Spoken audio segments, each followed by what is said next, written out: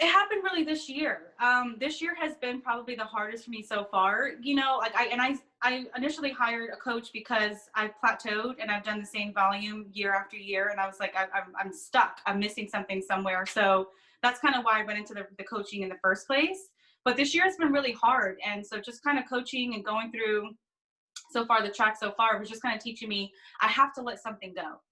You know, there has to be a point, like I've done the same thing over the last couple of years, and something I have, like something is not working. I have to let something go. So I had kind of researched and looked around, and this gal came really highly recommended.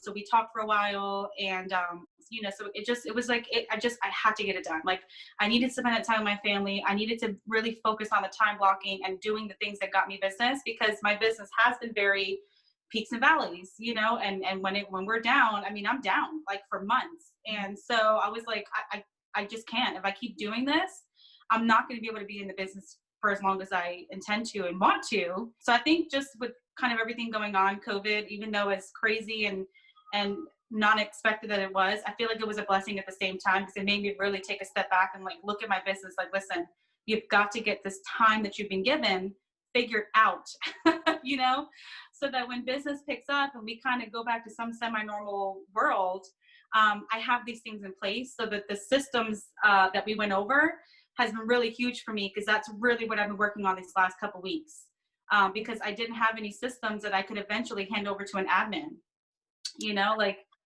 yeah, I've seen myself growing, not that I am focusing on a team, but I've always been in a leader role. So that's kind of where I know I'll be eventually heading. And I want to make sure I have my systems in place now while I'm not that busy, so that I can keep things running and be more successful. So the systems was huge.